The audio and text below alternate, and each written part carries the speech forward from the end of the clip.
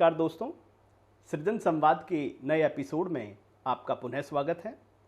आज हमारे खास मेहमान हैं डॉक्टर राजनारायण शुक्ल, चौधरी चरण सिंह विश्वविद्यालय से संबद्ध शंभू दयाल डिग्री कॉलेज के हिंदी विभाग में एसोसिएट प्रोफेसर हैं। डॉक्टर राजनारायण शुक्ल ने अब तक कई पुस्तकें कथा साहित्य पर लिखी हैं। आधुनिकता बोध एवं मोहन राकेश का कथा साहित्य, मोहन राकेश के कथा साहित्य का शिल्पगत अध्ययन, भारत साहित्य और विश्व शांति, भारतीय सिनेमा का सफ़रनामा। इसके अतिरिक्त आप शोध जर्नल युग शिल्पी का गत 5 वर्षों से प्रकाशन एवं संपादन कर रहे हैं। आप जर्नल ऑफ सोशल कंसर्न का 3 वर्षों से तक आपने संपादन किया है। इसके अतिरिक्त आप अंतर्राष्ट्रीय राष्ट्रीय संगोष्ठियों में आपकी सक्रिय भागीदारी रही है। 5 छात्र छात्राएं अब तक आपके मार्गदर्शन में अपने शोध प्रबंधों का संपादन कर चुके हैं, संपादित कर चुके हैं। इसके अतिरिक्त आपके इस उल्लेखनीय योगदान के अतिरिक्त आप उत्तर प्रदेश भाषा संस्थान के 2017 से 2022 तक कार्यकारी अध्यक्ष रहे हैं और आपने अपनी उल्लेखनीय सेवाएं प्रदान की हैं। आपकी इन तमाम सेवाओं के अवदान के बदले में तमाम साहित्यिक संस्थाओं ने आपको सम्मानित किया है समय समय पर। हम डॉक्टर राजनारायण शुक्ल का आज इस पटल पर स्वागत करते हैं। नमस्कार डॉक्टर राजनारायण, जैसा कि हम जानते हैं आपने अब तक कई महत्वपूर्ण दायित्वों का निर्वहन किया है। आपने उत्तर प्रदेश भाषा संस्थान के कार्यकारी अध्यक्ष के रूप में राज्य की जो कला साहित्य के उन्नयन और संवर्धन के अंतर्गत जो पॉलिसी है, जो नीति है, उसके क्रियान्वयन में एक महत्वपूर्ण भूमिका निभाई है। मैं चाहूँगा कि सबसे पहले जो उत्तर प्रदेश सरकार है कला साहित्य के संवर्धन के लिए उसकी जो नीति है, जो कार्य योजनाएं हैं, उनके बारे में आप संक्षेप में हमारे जो दर्शक हैं उनको बताएं, उनके साथ इस जानकारी को साझा करें। धन्यवाद प्रवीण जी, आपने सृजन संवाद के कार्यक्रम में मुझे आने का अवसर प्रदान किया, इसके लिए आपका बहुत बहुत आभार है। आपने उत्तर प्रदेश सरकार की नीतियों के बारे में जानना चाहा है जी, तो मैं आपको बताना चाहूँगा कि उत्तर प्रदेश सरकार के मुख्यमंत्री योगी आदित्यनाथ जी, साहित्य के प्रति और संस्कृति के प्रति बहुत सजग हैं और बहुत गंभीर हैं। आप इससे अनुमान लगा सकते हैं कि उत्तर प्रदेश की जो साहित्य की जितनी भी संस्थाएं हैं, चाहे वो हिंदी साहित्य हो, भाषा संस्थान हो, हिंदुस्तानी एकेडमी हो, संस्कृत संस्थान हो, सिंधी एकेडमी हो, पंजाबी एकेडमी हो, सभी के अध्यक्ष रहना उन्होंने स्वयं ही स्वीकार किया है जी। वो खुद इसको देखते हैं, उन्होंने किसी को मंत्रालय को दिया नहीं है। और इतने बड़े कार्य करते हुए भी उत्तर प्रदेश जैसा राज्य देख रहे हैं वो, लेकिन बराबर वो इस बातों की समीक्षा करते रहे कि भाषा संस्थान में क्या हो रहा है, संस्कृत संस्थान में क्या हो रहा है, हिंदी साहित्य में क्या हो रहा है, इसकी बराबर वो जानकारी लेते रहे और उत्साहित करते रहे इन बोलियों के प्रति और भाषा के प्रति।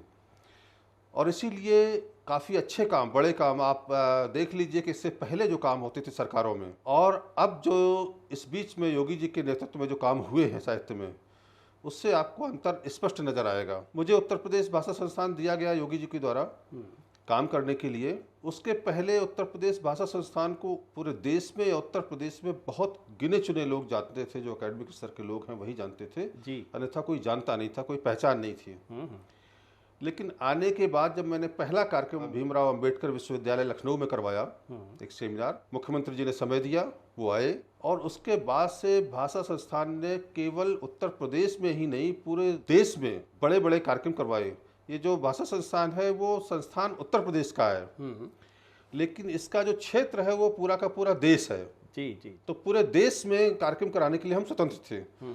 उसका उद्देश्य ये था कि जो देश की 22 भाषाएं हैं संविधान में, जो 8वीं अनुसूची में दर्ज हैं, उस 22 भाषाओं को बढ़ाने के लिए, उनके उन्नति के लिए और उनको परस्पर एक दूसरे के नज़दीक लाने के लिए जी, जो दूरी है दक्षिण भारत की भाषाओं में, बांग्ला में और हिंदी में, इन दूरियों को समाप्त करने के लिए, एक साथ लाने के लिए लगातार काम करना, ये उसका उद्देश्य रहा है भाषा संस्थान का।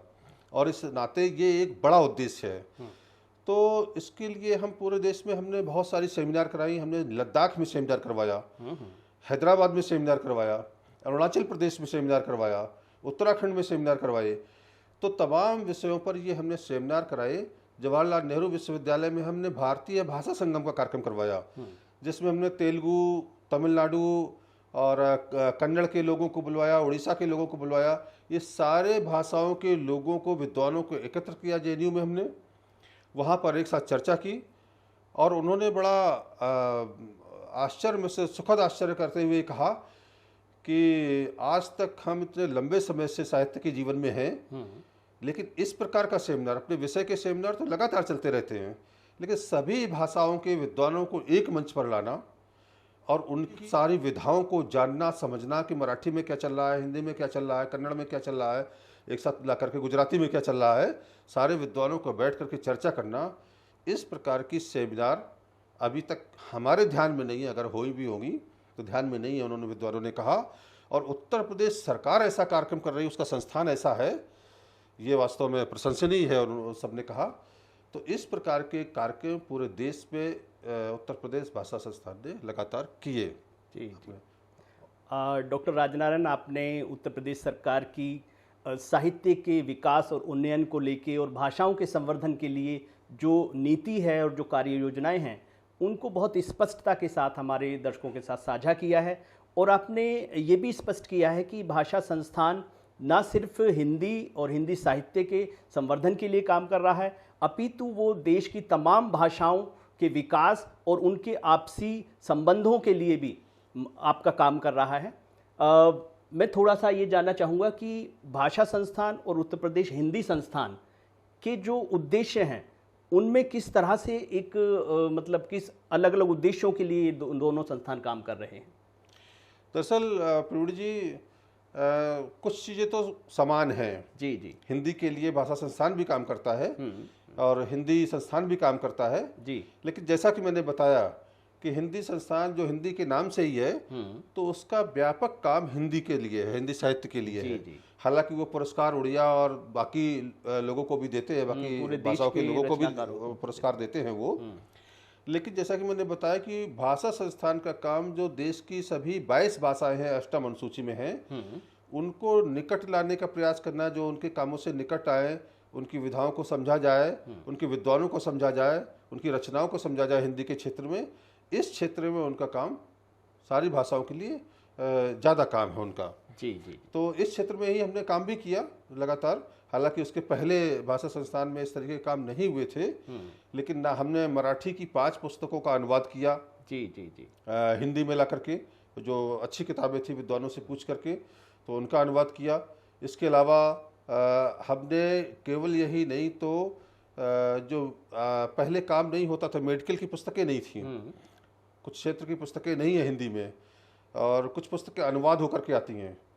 तो किंग जॉर्ज यूनिवर्सिटी के जो टी.एस. गोयल बहुत विख्यात सर्जन रहे हैं, उनको निवेदन करके और हमने 3 पुस्तकें मेडिकल की बिल्कुल उनके द्वारा सीधे सीधे लिखवाई हैं, और बहुत योग्य व्यक्ति हैं, बहुत अद्भुत पुस्तकें उन्होंने मेडिकल पर लिखी हैं, सर्जरी पर।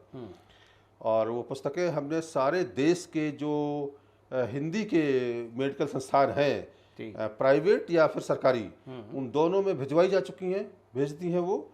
और हिंदी के क्षेत्र में एक अच्छा काम हो, हिंदी के मेडिकल के विद्यार्थियों को सहायता मिले, इससे ये काम भी भाषा संस्थान ने करवाया। तो इस नाते हिंदी संस्थान का काम थोड़ा अलग हो जाता है और भाषा संस्थान का थोड़ा अलग हो जाता है।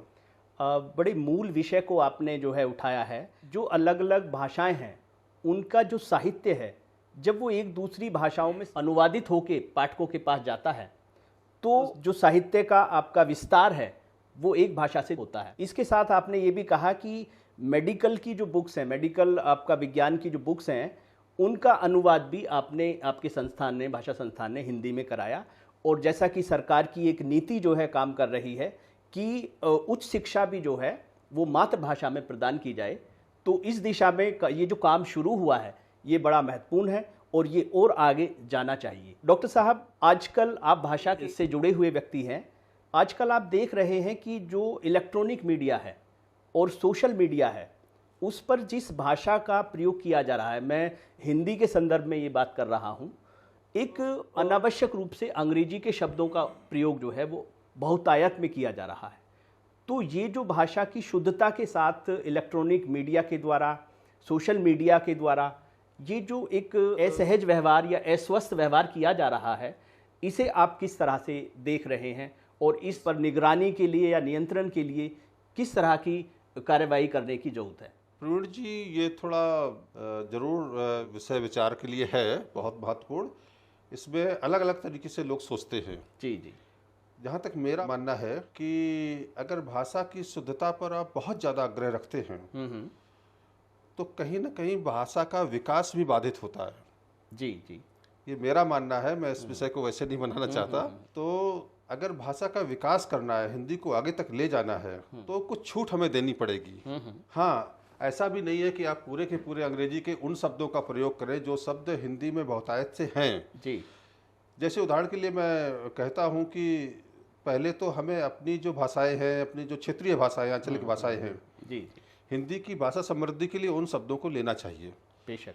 अब मैं एक शब्द का आपके सामने उल्लेख कर रहा हूँ। एक आगार शब्द है।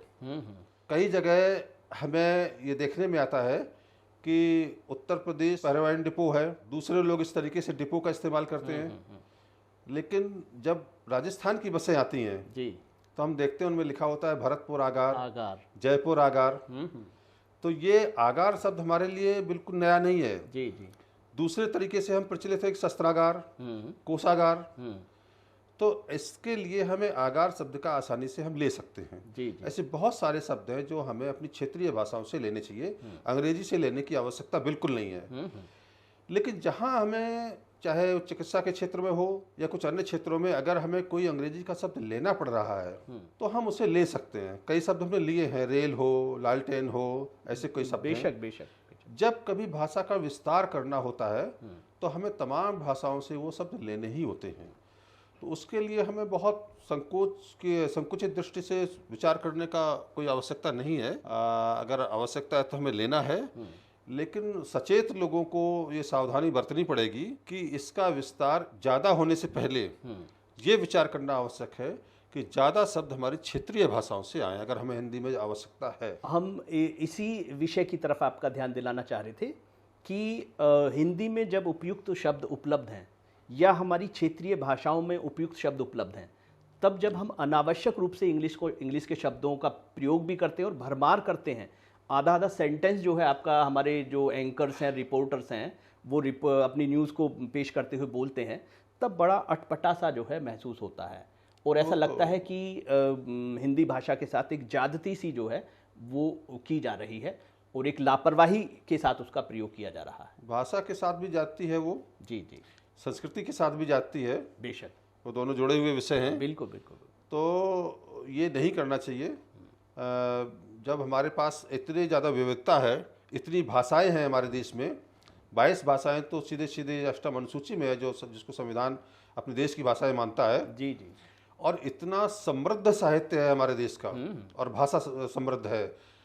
आप देखिए कि जो तमिल भाषा है वो बहुत प्राचीन भाषा है हमारे देश की। बिल्कुल। और हमें उस भाषा पर, तमिल पर, अपने भाषा पर गर्व है। इतना समृद्ध साहित्य है, इतने शब्दावली है उसमें, तमिल में, तेलुगु में, कन्नड़ में, सभी में। जी। तो जितने भी शब्दों की हमें आवश्यकता है वो हमें वहां से मिल सकते हैं। इससे न केवल भाषा समृद्ध होगी बल्कि राष्ट्रीय एकता भी मजबूत होगी, उसका ताना बाना भी मजबूत होगा। जी। इस दृष्टि से भी उसका ये हमें जिम्मेदारी बनती है।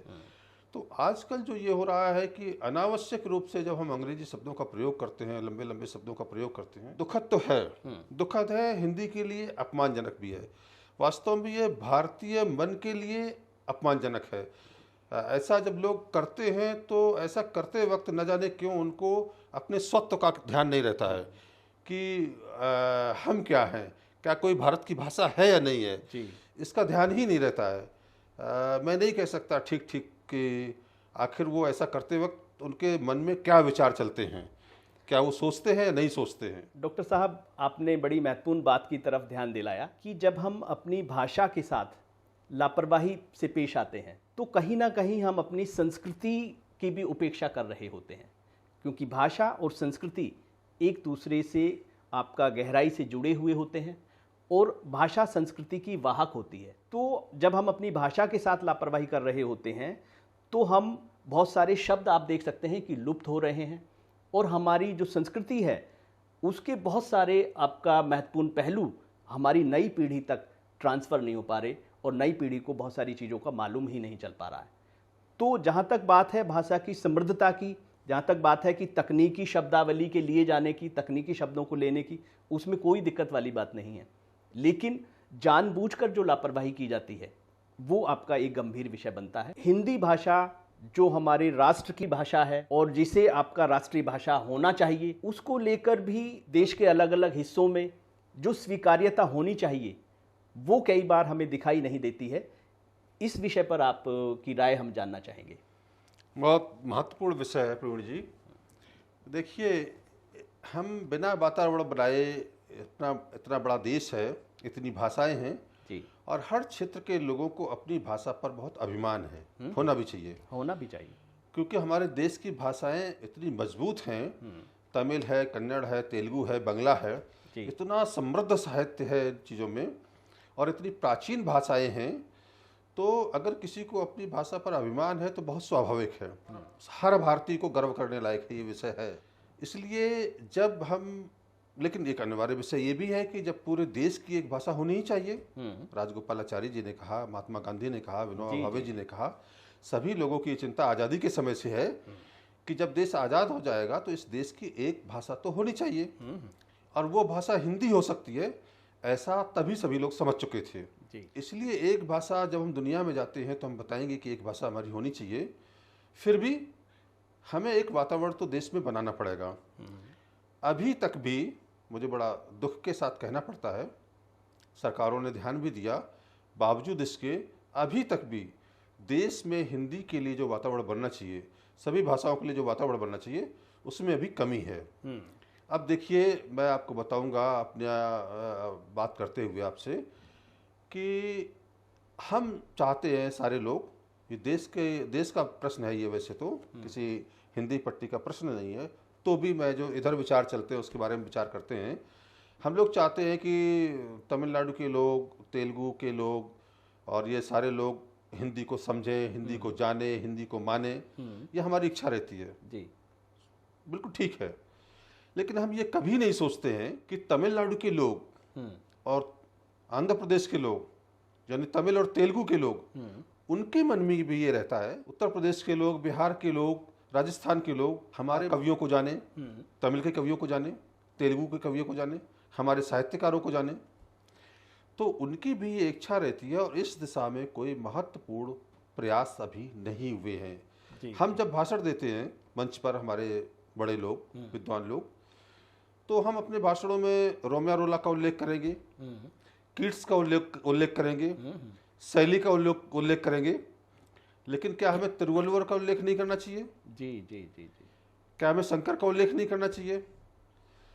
तो इस तरीके से जो हमारे मराठी के हैं और तमिल के, तेलुगु के, कन्नड़ के जो बहुत बड़े बड़े साहित्यकार रहे हैं, अपनी बातों में उनका उल्लेख करना चाहिए, उनकी कविताओं को हम लोगों को ध्यान रखना चाहिए, पढ़ना चाहिए, बार बार वो विषय आने चाहिए।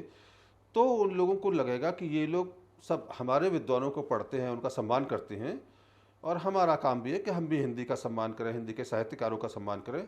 इस तरीके से एक पूरे देश में वातावरण बनता है, राष्ट्रीय एकता का वातावरण बनता है, साहित्यिक एकता का वातावरण बनता है, भाषाई एकता का वातावरण बनता है। तो ये वातावरण बनाना हमारे लिए बहुत आवश्यक है, विद्वानों को, संस्थाओं को, सभी लोगों को। और स्वाभाविक रूप से मुझे नहीं लगता है कि किसी को भाषा के रूप में हिंदी से कोई दुराव होना चाहिए, केवल थोड़ा राजनीतिक चीज़ें होती हैं। लेकिन आप देखेंगे, पूरा देश घूमेंगे तो हिंदी सभी लोग जानते हैं, हिंदी लोग सभी लोग समझते हैं और ये हिंदी की अपनी स्वाभाविक गति है, किसी को प्रयास करने की आवश्यकता बहुत नहीं पड़ी। जी जी। तो ये अगर हम वातावरण बनाएंगे, हमारा देश का मानस बनेगा, तो हिंदी अपने आप सभी देश को स्वीकार होगी, रहेगी, अभी भी स्वीकार है। जो छोटी मोटी कठिनाइयां हैं वो दूर हो जाएंगी।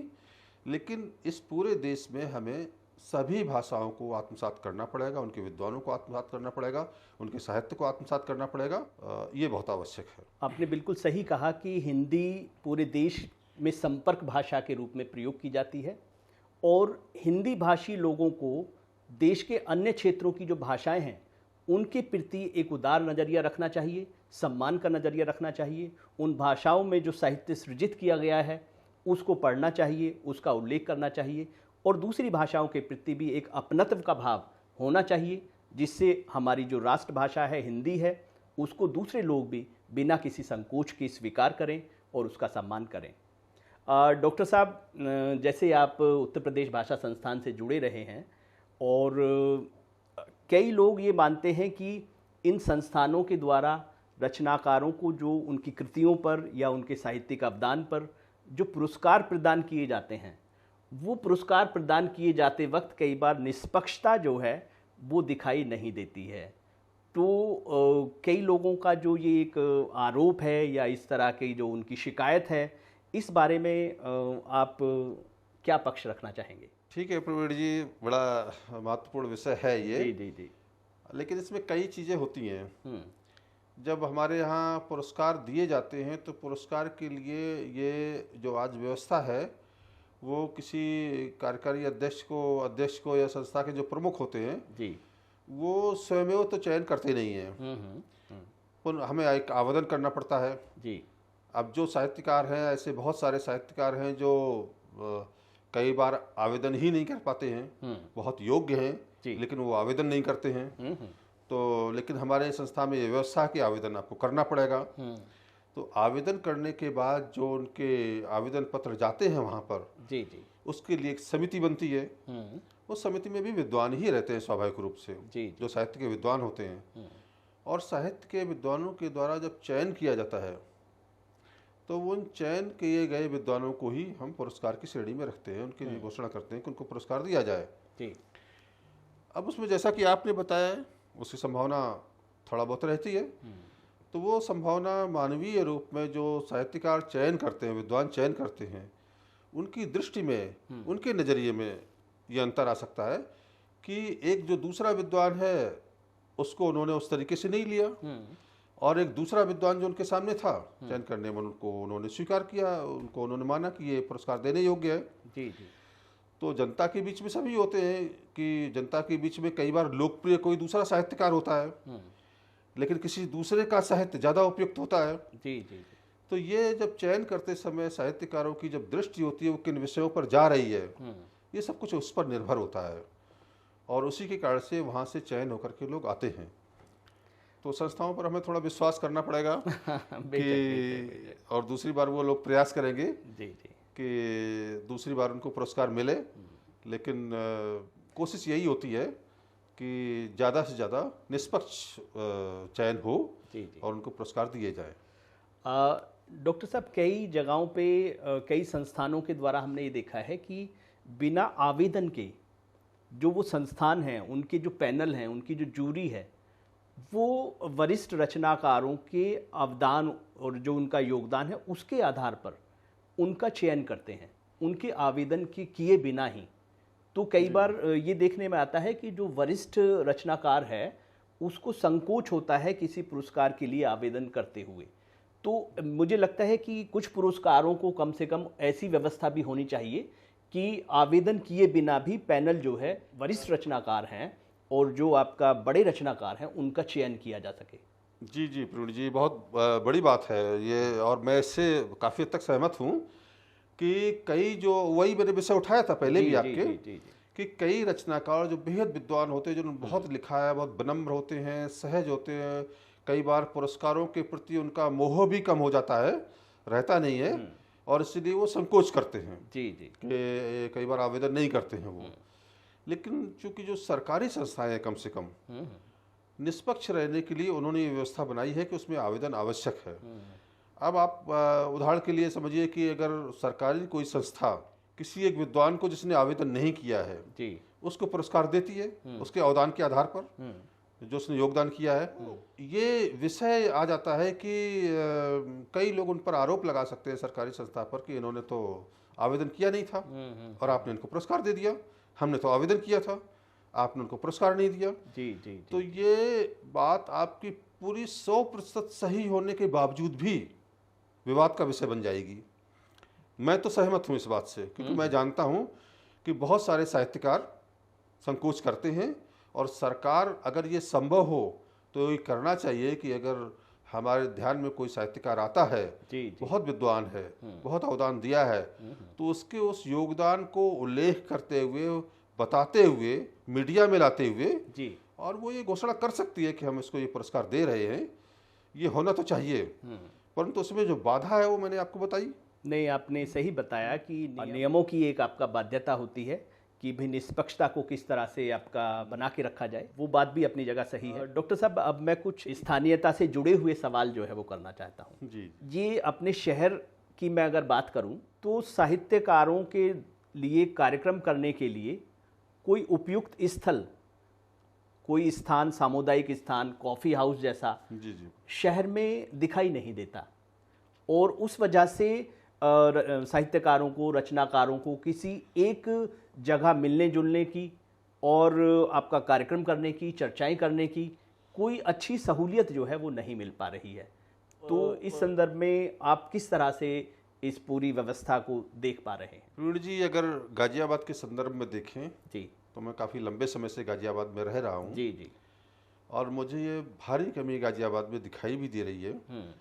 जो पुराने शहर हैं, आप देखते होंगे, इलाहाबाद, यहाँ से कि इलाहाबाद लीजिए, लखनऊ, बनारस लीजिए, लखनऊ वहाँ पे लीजिए, आपका या मेरठ मिलती भी है। ले लीजिए कई जी, बार जी, आपको, या बरेली लीजिए, तो यहाँ पर बहुत प्राचीन पुरानी साहित्यिक संस्थाएं होती हैं, जी। साहित्यकार मिलते हैं, बैठते हैं, गोष्ठी हैं, साहित्यिक संगोष्ठियाँ ये लगातार चलती रहती हैं। जी। उन्होंने कुछ स्थान भी चुन रखे हैं। लेकिन गाजियाबाद एक उभरता हुआ शहर, बड़ा शहर, काफ़ी लंबे समय से गाजियाबाद से नोएडा कट गया और फिर नए सिरे से तमाम कॉलोनियाँ बन रही हैं। जी, जी। गाजियाबाद एक बन रहा है शहर, एक बड़ा शहर बनने की दिशा में लगातार काफ़ी लंबे समय से चल रहा है। जी जी। इस कारण भी, क्योंकि लोग आ रहे हैं लगातार गाजियाबाद में, तो इस तरीके से जो एक जिंदा शहर के रूप में अगर हम गाजियाबाद को देखना चाहें साहित्यिक गतिविधियों की दृष्टि से, तो उसमें उसको समय लग रहा है। अभी ये स्थितियाँ बन नहीं पाई हैं गाजियाबाद में, इसकी कमी है। तो ये बहुत आवश्यक है, मैं लंबे समय से महसूस कर रहा हूँ। हालांकि बहुत सारी साहित्यिक संस्थाएं पिछले दिनों प्रकाश में आई हैं और वो अपने अपने स्थान पर अच्छा काम कर रही हैं। अलग अलग बहुत सारी संस्थाएं हैं। जी जी।